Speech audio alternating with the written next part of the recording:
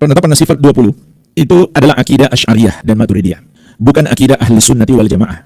Kita nggak akan dapatkan dari para sahabat Nabi Muhammad SAW, juga dari tabi'in, juga dari tabi'ut tabi'in, pembatasan sifat 20, bahwa sifat Allah itu 20 saja. Dan ditambah lagi, sifat 20 yang mereka maksudkan tidak sama dengan sifat yang diyakini oleh Ahli Sunnati wal Jamaah. Tidak sama persis. Seperti sifat Al-Kalam, Allah berbicara. Ini kalau diurutannya yang ke-13 dari 20 sifat. Al-Kalam, Allah berbicara. Antara Ahlus Sunnah dengan Asy'ariyah itu beda dalam mengimani sifat berbicara Allah. Asy'ariyah itu mengatakan sifat berbicara Allah itu adalah sifat yang lampau yang tidak lagi Allah lakukan sampai saat ini. Jadi kesimpulannya, letak kesalahannya dua. Pertama, dalam memaknai sifat-sifat tersebut. Yang kedua, pembatasan terhadap sifat-sifat Allah yang mereka lakukan semuanya tanpa berdasarkan dalil, tidak pula berdasarkan petunjuk para sahabat radhiyallahu taala anhum ajma'in. Assalamualaikum warahmatullahi wabarakatuh. Bismillahirrahmanirrahim. Allahumma sholli ala sayyidina Muhammadin wa ala alihi wa sahbihi ajmain, amma ba'du. Jalana wa iyyakum min ahlil khairi wa sa'adah fid dini wad dunya wal akhirah. Ustadz Sofyan Khalid ini ditanya tentang pembagian sifat 20 oleh jamaahnya. Lalu dia menjelaskan bahwa sifat 20 itu yang pertama itu adalah akidah Asy'ariyah dan Maturidiyah, bukan akidah Ahlus Sunnah wal Jamaah. Berarti Asy'ariyah Maturidiyah bukan Ahlus Sunnah wal Jamaah. Berarti orang NU yang mayoritas di Indonesia ini bukan Ahlus Sunnah wal Jamaah. Catat ucapan kamu Pak Sofyan ya, itu akan dipertanggungjawabkan. Lisan kamu itu akan dipertanggungjawabkan. Nanti kamu akan tahu siapa dan kepada siapa kamu harus bertanggung jawab dengan lisan kamu itu. Yang pertama. Yang kedua, dia mengatakan kesimpulannya ada dua kesalahan. Kesalahan pertama, membatasi sifat Allah hanya 20. Ini ya, nanti saya bacakan kitabnya secara tertib. Yang kedua, dalam memahami sifat-sifat tersebut berbeda. Misalnya Al-Kalam, di mana kata dia Asy'ariyah mengatakan Allah itu sudah nggak bicara lagi. Bicaranya itu masa lampau, karena kalam sifat lampau. Nanti saya bacakan kitabnya, biar jamaah kamu itu terselamatkan dari hanya mendapatkan satu suara, di mana suara ini sangat rapuh, tidak jelas kemana merujuknya. Perhatikan saya bacakan biar pas ya.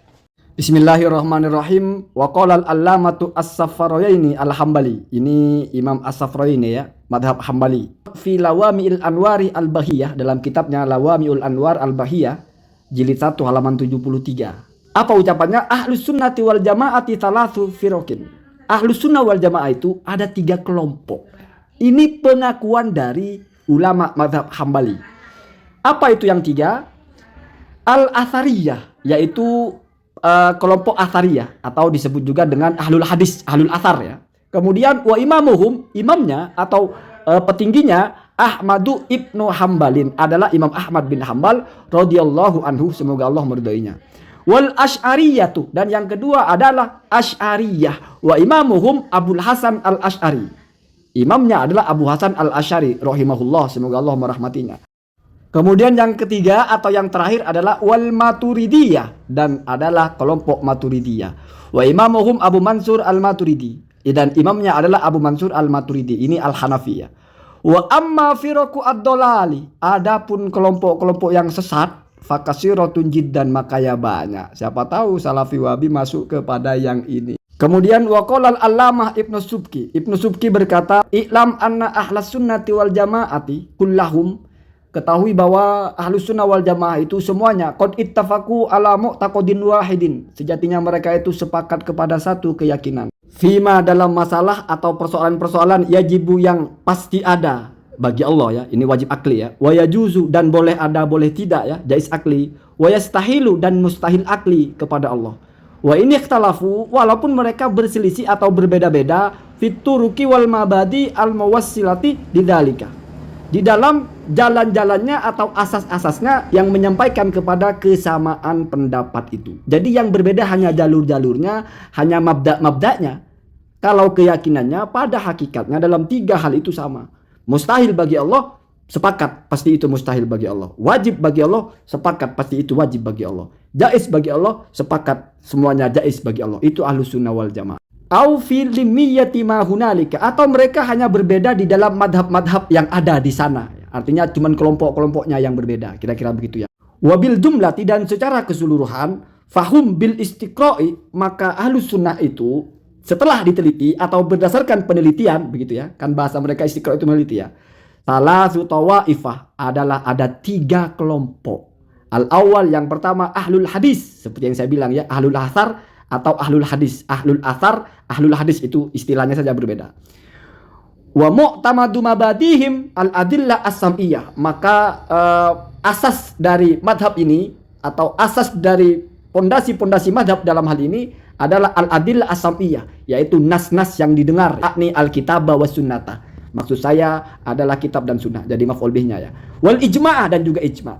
Atsaniyatu, yang kedua, ahlun nadri adalah ahli berfikir ya, atau menalar, al-aqli secara akal. Wasina'ah al-fikriyah ya, atau pendalaman secara berfikir ya. Wahum, mereka al-asy'ariyah itu adalah asy'ariyah. Wal hanafiyah. Nah, hanafiyah ini maksudnya maturidiyah ya. Wa syaikhul asy'ariyah, pimpinan dari asy'ariyah itu Abul Hasan al-Asy'ari. Ya, itu seperti yang tadi bilang kan, sama ya. Wa syaikhul hanafiyah Abu Mansur al-Maturidi. Jadi As-Subki cuma menggunakan bahasa ahlul hadis, kalau As-Safraini menggunakan bahasa al-athariyah. Kemudian Imam As-Safraini menggunakan bahasa Al-Maturidiyah, kalau As-Subki menggunakan bahasa Al-Hanafiyah. Kenapa? Karena Abu Mansur Al-Maturidi ini memang madhabnya madhab Hanafi. Kemudian ini juga waqala al-Imam Al-Murtado Az-Zabidi fi Syarhil Ihya, berarti kitab Ithaf Sada Al-Mutakin ya.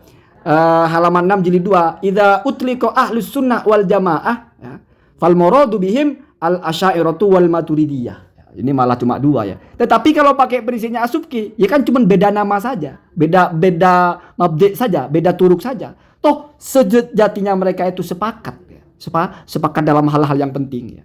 Jadi Athariyah itu masuk kepada salah satu yang dua ini. Kenapa? Karena Maturidiyah juga menggunakan dalil kitab sunnah, Asy'ariyah juga menggunakan dalil kitab dan sunnah.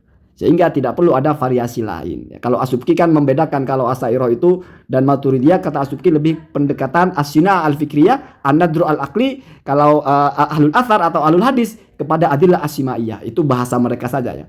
Intinya Asy'ariyah Maturidiyah itu dinyatakan oleh banyak sekali ulama sebagai ahlus sunnah wal jamaah.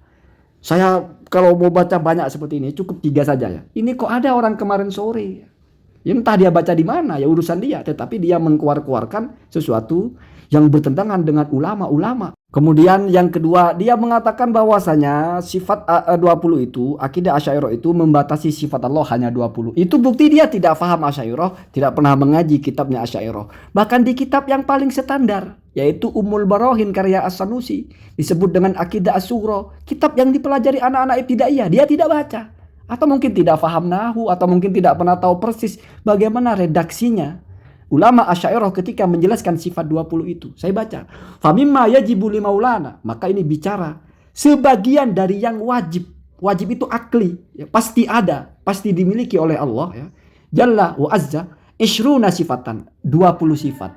Kemudian ini disyarah sendiri oleh As-Sanusi. Jadi As-Sanusi itu mengarang kitab matan Ummul Barahin, lalu dia memberi syarahnya itu sendiri ya. Apa syarahnya? Asy'ariyah ya, musannif, penulis matan, ya dirinya sendiri. Asy'ariyah memberikan isyarat atau indikasi bimin, dengan kalimat min at-tab'idiyah yang menunjukkan makna sebagian. Artinya 20 itu adalah sebagian dari sifat Allah. Apa yang ditunjukkan dengan min tab'idiyah itu? Bahwa ya, anna sifati maulana, sifat-sifat Allah itu jalla wa azza al-wajibata, yang wajib ya, pasti ada ya, wajib akli ya. Lahu, bagi Allah, la tanhasiru, tidak terbatas, fi hadhil isyrina. Jadi mungkin As-Sanusi ini sudah khawatir akan ada nanti orang-orang juhal ya, yang mengatakan Asy'ariyah itu membatasi sifat Allah hanya 20. Maka dia jelaskan, di situ saya menulis pakai min litab'id. Min litab ini tuh menunjukkan sebagian. Contohnya ana min ibadillah, saya sebagian dari hamba-hamba Allah, kan begitu ya. Jadi 20 itu adalah sebagian min sifati maulana, sifat Allah, begitu ya. Dan tidak mungkin sifat Allah hanya terbatas tanhasir di dalam yang 20. Karena kamalatuhu ta'ala, kesempurnaan Allah, la nihayatalaha, tidak ada ujung-ujungnya, tidak ada yang tahu sesempurna apa Allah itu, tidak mungkin ada yang tahu. Lakinnal ajza an ma'rifati, tetapi kelemahan untuk mengetahui malam yansub alaihi, apa-apa yang tidak tertuang alaihi atas hal tersebut, dalilun akliyun, dalil akli, wala nakliyun, dan juga dalil nakli, la nu'akhudhu bihi bifadlillahi ta'ala.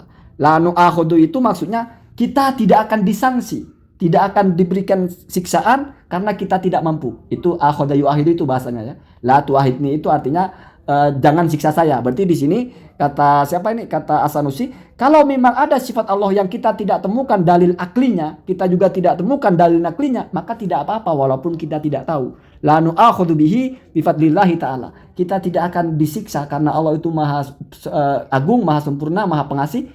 Atas nama keagungan Allah kita tidak mungkin disiksa walaupun kita tidak tahu. Selama memang tidak ada ya.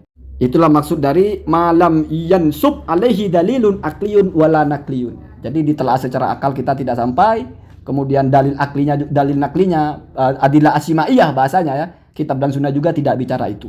Mesti setiap ada sifat kesempurnaan, mesti Allah memiliki sifat itu ya. Karena Allah itu wajib bersifat kesempurnaan, mustahil bersifat kekurangan. Itu Pak ya, Pak siapa ini Sufyan Khalid ya. Kalau tidak mengerti Asy'ariyah, sebaiknya tidak perlu berbicara tentang Asy'ariyah ya. Begitu ya. Kenapa? Karena man takallama fi ghairi fannihi, ya saya terjemahkan, orang yang bicara apa yang dia tidak kuasai, atabil ajaib, pembicaranya akan aneh-aneh ya.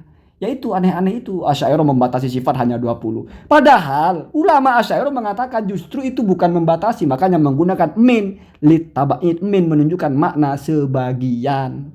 Sehingga sifatu maulana la tanhasiru fi hadzal 20. Sifat Allah tidak mungkin terbatas kepada yang 20 ini. Li'anna kamalatihi la nihayatalah. Karena kesempurnaan Allah itu tidak ada batas, tidak ada batasnya.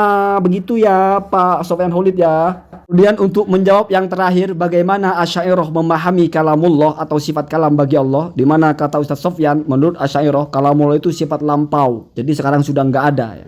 Dia memahaminya atau mengatakan mungkin Asy'ariyah begitu. Maka saya ambil ucapan Ibnu Fawruk. Kamu jangan menjadi orang bodoh bertanya, memangnya Ibnu Fawruk itu Asy'ariyah ya? Kamu pelajari Ibnu Fawruk itu Asy'ariyah atau bukan ya? Biar kamu ada PR gitu ya.